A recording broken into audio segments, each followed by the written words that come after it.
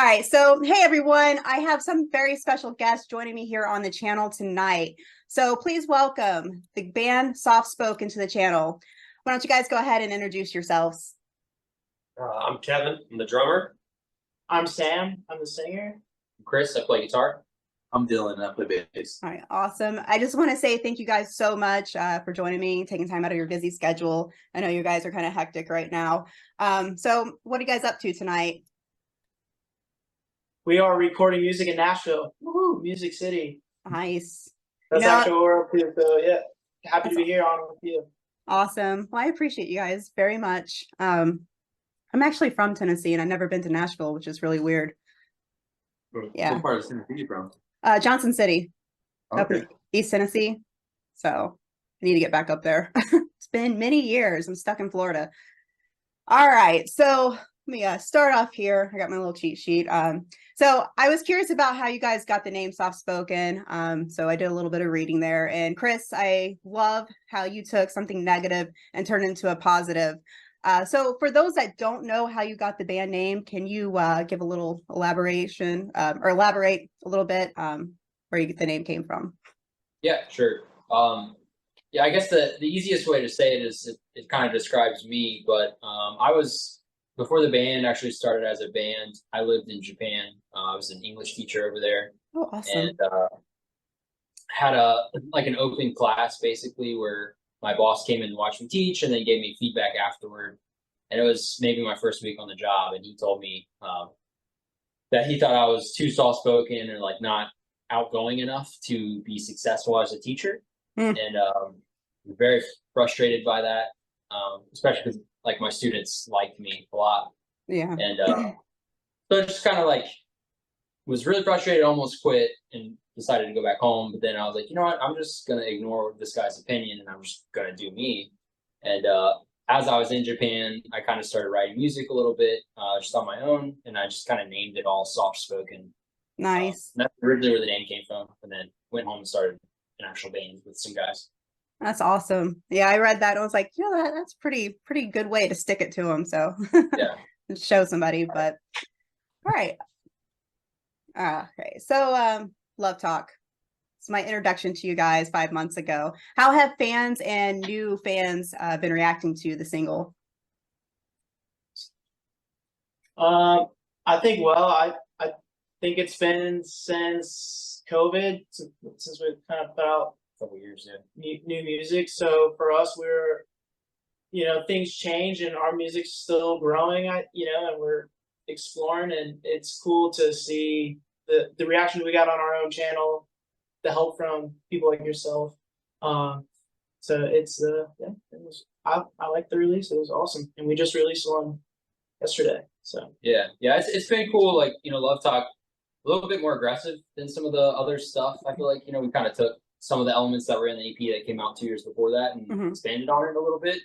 And it had a really good reaction, and it's been really cool, like going to shows and having people ask us if we're playing it and that kind of thing. So it's Nice. always a good feeling. That's Yeah, awesome. it's always after that for sure. All right. So my next question is kind of lengthy, and I apologize for that. So like I said, Love Talk is my introduction to you guys. And the lyrics, I've become a fan of that song because of the lyrics. I can relate to it, being in the public eye and everything. I know, Sam, it says in the bio that it was inspired by your own personal struggles, keeping a positive headspace, being online all the time. And I saw, Chris, that you had posted a video talking about the song. And something that really stood out to me that you had mentioned is how you can lose yourself through the likes and comments on social media. I battle that all the time. So can you guys elaborate a little bit more on the song's meaning to each of you? Yeah. Yeah, so for me, I think it's a little more around like the premise of like how everybody has to have this stature. We're like all fighting to be like on top of something, but at the end of the day, we're all on the same ground. We're all walking the same pace, and it's like we just want to figure out how to get to this top tier that nobody's getting to. That's perfect. Kevin, Yeah, hopefully I don't take away what they're going to say, but basically I think the idea is just like we make this product, we spend so much time on it, and we put our blood, sweat, and tears into it. And then if the numbers don't look good, you beat yourself up about something that the whole time through the process you're loving. You're like, God, this song is so good. And then you just see like, oh, I got 100 less views today than yesterday. So does that mean something went wrong? And that's sort of the reminder to us that the numbers aren't the most important thing. You need to be proud of the product that you made. And I think Love Bug is definitely a song we're very proud of. So good. You guys. I said, I bet I stole what they were. Like you're in my head. I bet I stole it. And along the way, you just forget to have fun and remember like why you're doing it in the first place. Yeah. That's good. Honestly, I read all my comments on my channel and everything, and you get the few in there that are kind of like, oh, okay. And then like I put out, videos left and right all the time, and I feel like stuff is good, and then it doesn't get the likes or the views that I think it should. So I totally understand that, and that's why the song actually means a lot to me, like listening to it, and it's got me through quite a few sets at the gym too. So thank you for that. Oh, nice. Very cool. We've heard that once or twice. Yeah. It's a good one. All right. So you mentioned your latest single, Alone. So we're going to talk about that a little bit. You guys just dropped that. So how's the excitement been around the studio with the release of the new song? It's been fun. We've kind of been a little chaotic because we got a lot going on, but I mean, for the most part, we're just excited to be putting out new music. So in general, just having that behind us is something that we're really happy about. Awesome. Yeah, I feel like in the past, we fell into the rut for sure, and definitely during COVID of like, we spend a lot of time and make a bunch of music and put it out, and then we'd go 2 years or something without like a new song. And this is really one of the first times where like Alone just came out. We have another song scheduled, and then we have another 2 or 3 that we're like wrapping up now, so we're kind of like ahead of the game for the first time in a while. So that's awesome. It's cool to have the excitement of Alone pushing us to do better on what we're working on now. That's awesome. I'm actually very excited. I have recorded my reaction to it and it will be dropping next week. I don't want to give too much because I haven't released it yet, but awesome. Yes. All right. So well, my next question is still about the next song. So for those who may not have heard it yet or have listened to it and want to know a little bit more, can you give details about the meaning of the song? Yeah, so honestly, we've done this before where we've kind of like written songs about other artwork maybe or shows, and specifically this song is about a show kind of in a way. It was my inspiration. So my wife and I like to watch Alone on the History Channel, and so I don't know if the viewers have seen it, and maybe some have, but it's just a survival show. And I kind of just thought to myself, like, it just used to hit me so hard. Like everyone on the show seems to have so many skills. But it's crazy how separation gets the best of most of the competitors. And so I just kind of imagined myself like, we try to take heavy music and our heavy upbringings into like hardcore and punk and this and that, but we try to like put positivity on everything that we do. And so, picturing myself alone from family and friends just, freaks me out sometimes just to think. And I wanted to write a song about how that feels. That's awesome. I love that. I love how you say you put a positive spin on everything there. So we all need a little bit more positivity. You can be positively angry. Oh yeah. We can help Definitely. through it. Yes. That's the beautiful thing about music. Great music, where they have lyrics that you can relate to it, and it helps you get through hard times in your life. I mean, there's been many times where I've had to shut the door, turn the lights off, and just blast whatever. Metallica's been like in my younger years, big part of that. But yeah, I was thinking Linkin Park over here. Oh yes, cannot forget Linkin Park. I'm actually going to be doing a podcast. I'm going to start doing a music podcast soon. And one of the first things we're going to talk about is new metal, because my high school years, that's what was popular. So it's going to be like a little nostalgic trip, and Linkin Park is going to be a big part of that. Yeah. So, can't wait to do that. It's actually gonna be at the end of the month, so maybe you guys can come back and join the podcast at some point. Yeah, that'd be cool. All right. So, all right. So, okay. So this one, I was actually reading a little bit about the whole metalcore scene and everything, and you guys said you wanted to stay away from completely entrenching yourself into the metalcore scene. How would you define your sound in the music industry then? Good question. I don't really have a good answer, but I mean, we've definitely gone through like ebbs and flows, I guess is the way to put it. You know, like when we first started the band, we were definitely more in the metalcore realm. And I think we're kind of there now again, but you know, we try to stay fresh and like have elements of that without being cookie cutter. And me personally, like I love like heavier music, and I always refer to it as like chugs in a writing sense, like, you know, digga, digga, digga kind of stuff. I listen to that, but I don't like to write that personally. I like to kind of try to think how to say this so I'm not insulting the people. I like to challenge myself in what I'm writing and how I'm writing it. Not that that's not challenging, but and that's kind of been my approach. And even when we got into like our second album cycle, I think Death Perception was definitely a spot where we were like, no, like we don't want to do that at all. We're going to kind of go in a different direction. And then we've kind of slowly come back and incorporated elements of everything, you know? Yeah. And then even now, like the song that we just wrapped up today, we've gotten a lot of comments lately that that we sound like a metalcore The Weeknd, you know? So I think okay. Sam Darkles especially. So we're kind of trying to like run with that a little bit and get some elements of like, you know, some pop elements, which just, you know, a lot of bands are doing that kind of, but we're doing it in our own fresh way. Right. But to answer your question, I like to call us like, I still refer to us as more of a post-hardcore band, but like a progressive post-hardcore is what I like to say. Okay. You know? Can get behind that. Okay, so we're gonna get into a little more deeper questions, kind of. All right. So this is more for me, because I'm curious about this. I've always wondered this about bands in general, but if you could do a collaboration with any band or artist, past or present, who would it be? I know it's a tough one. Mine would be Bon Scott. Yeah, mine would be Bon Scott from AC/DC. Nice. Okay. Oh, Donovan Malero is a big influence for me in this scene.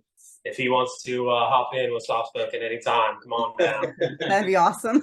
Yeah, Mine could do that. yeah. I'd like to challenge myself and just be in a room with Freddie Mercury and just like I was thinking that as my Yeah. watch him just destroy me vocally. And Or teach. I was a big Queen fan, so I heard a lot of his voice. For me, it's probably, so my like favorite band that I grew up influenced me a lot is called As Cities Burn. They're not really active now, but their guitarist Cody, I would love to just sit down with him and like write with him in somewhere. It'd be cool. That's awesome. So got a dog moving around in the background, caught my attention. Sorry. They always they have to be in the room with me when I'm recording. So you guys could definitely stand right there with Freddie Mercury, and you know, Oh wow. your voice. Yeah. So that would be incredible to see. Yeah. Unfortunately. I'd But throw up.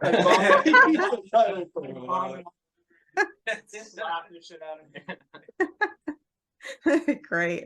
Reminds me of you guys watch South Park. Yeah. Okay, I still watch it reruns on Max all the time, and it just made me think of Stan and Wendy every time he tried to talk to her and just kind of threw up everywhere. Yeah. But yeah, there's where my head is. All right. So, okay. So who would you guys consider to be your biggest musical influences in your life?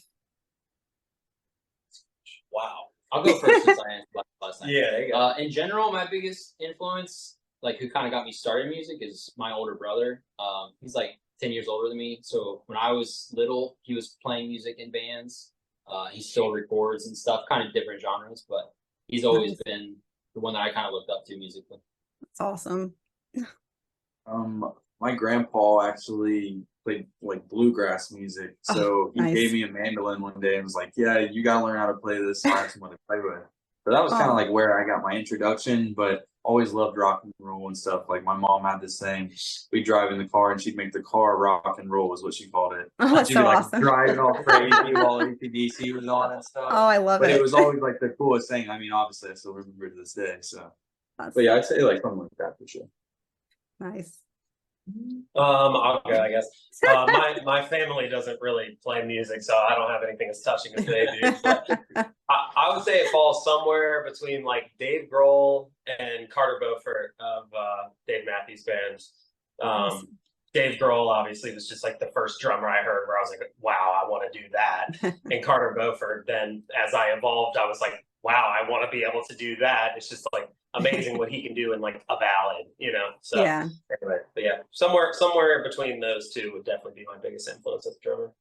So Yeah. And last but not least, I also don't have anyone that played music in my family. I do like have a grandpa that played a trumpet in the military. that's But awesome. my mom's a very creative person, and she's a great artist. She likes draw, paint. I said draw oil paintings. She'd slap me. But getting me into like just the realm that we're in now. When I was a kid, I liked Buddy from Census Fail.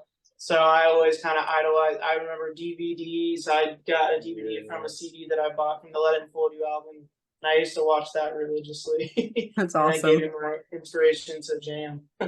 Nice. See, I love that question because it just Yeah, could be anywhere, anything. So Yeah, that's yeah. great. All right. We're gonna have a little fun here. This one, again, this one's more for me. We all have a band or artist that are our guilty pleasures. We don't want anybody knowing we listen to, but we do. I'll wrap myself out first. So when I was a kid, many years ago, I was a huge New Kids on the Block fan. Oh yes. Yeah. That's a good one, bro. And I still listen to them. Like my bedroom, I shared a room with my sister who was 5 years older than me. And she was actually my metal influence in my life. One wall was plastered in New Kids on the Block stuff.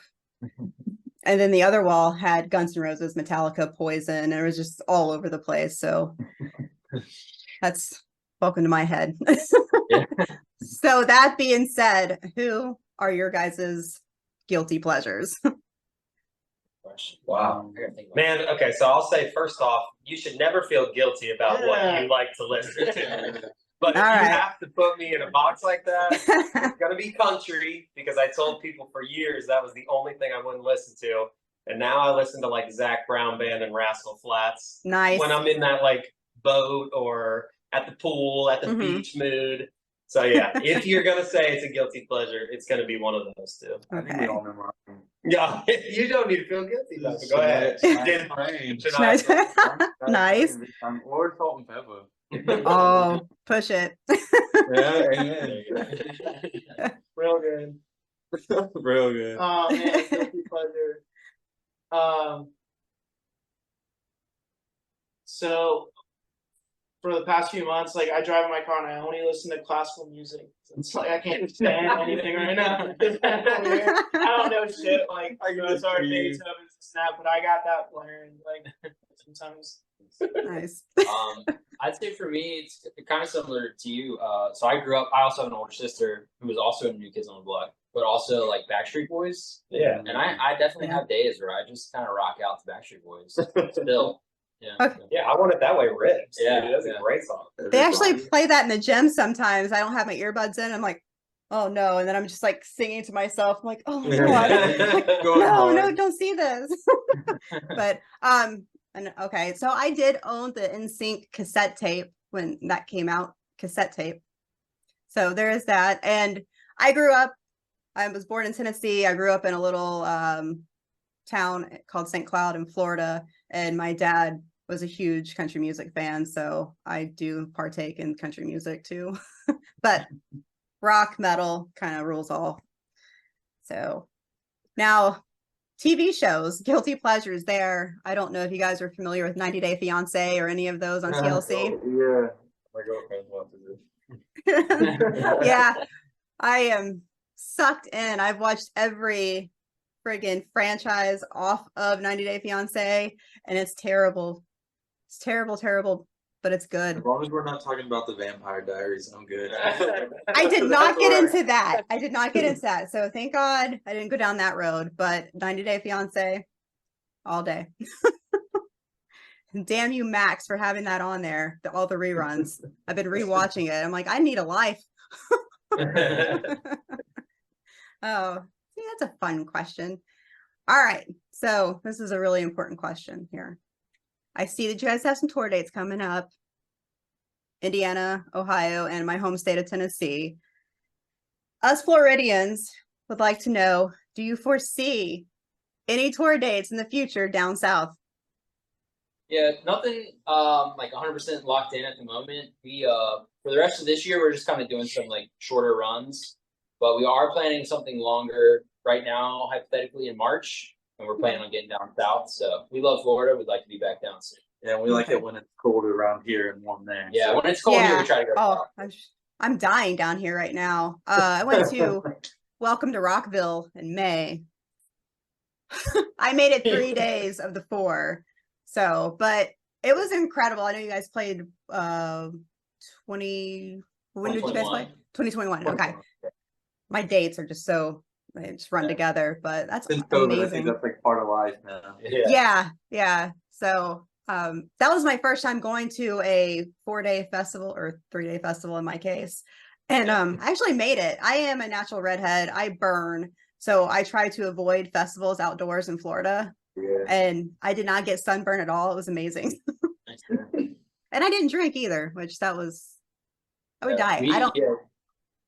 Sorry, I didn't mean to cut you off. No, go ahead. I was saying, rambling. like when we played, they put us in the campground. I had never been to like a multi-day festival. Pam was the veteran there, but man, we were so exhausted every night. Like, I bet. And we were there like watching all the bands for the whole time too, and just walking around. I don't know if I've walked that much in my life. It was cool though. It was a good time. But. Yeah, my watch kept going off like, "Hey, you got your steps in." I was like, "Yeah, we're not done yet. It's not even halfway through." It was an incredible experience, and like I said, it was my first like festival. I've done Earth Day Birthday here. I don't know if you're familiar with that one. It's a 1-day thing they do in Orlando, and I never made it through the whole day because I was fried, like my skin just burnt. So I was really scared about doing this, but I got to see Pantera and Slipknot for the first time, and it was just phenomenal. So they just announced the dates for next year in May. So it'd be really cool to see you guys in the lineup there. I will. I will call them out. I will tag them. I will make a video. Yes. Damn sure. I will do that. Because I don't know. I think normally like November or December they start announcing the lineup and stuff. So that'd be incredible.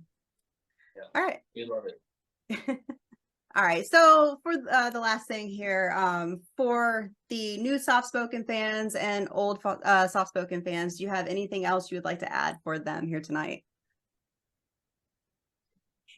I would just say first to the old fans who've been with us, especially since the very beginning, obviously just thanks for, sticking around as we've gone through our ebbs and flows, like I mentioned earlier, and, and the new people coming in now, take some time and dive into some of the stories and the meanings and our back catalogs. There's a lot, we put a lot into what we do, and we're happy to have you with us on the journey. I don't think there's anything really executed. Second, third, and fourth that. Yep. All right. So for me, as a reactor and music lover, I just want to thank you guys so much for joining me and letting me interview you here tonight. And most importantly, for letting me share my reactions to your music. It's kind of tough for reactors. Yeah, it's kind of tough for reactors on the YouTube, copyright claims and all that, and sometimes blocks. I've had a couple videos been blocked and everything. So I feel like we work together. We can help each other out, so exactly. It's amazing that you guys do this. So thank you so much for that. Yeah, likewise. Thank you. Yeah, thank you for helping us get it out there. Oh, no problem there. It's funny because like I started doing a new thing called Ginger's Jukebox where I'll actually do a reaction and review to songs I've already heard, just from growing up and everything. I tried to do like 1970 to 2000, keeping those year frames. And I've introduced more people, like they'll say in the comments, I never knew about this band and this song's great. I need to look this up. And they go and buy the CDs and everything. So I'm hoping that that's the same, you know, for all you guys up and coming and whatnot. So you guys, incredible music. I love it. So thank you so much for joining me here tonight. Yeah, thank you. Thank you so Appreciate much. you. All right, thank you.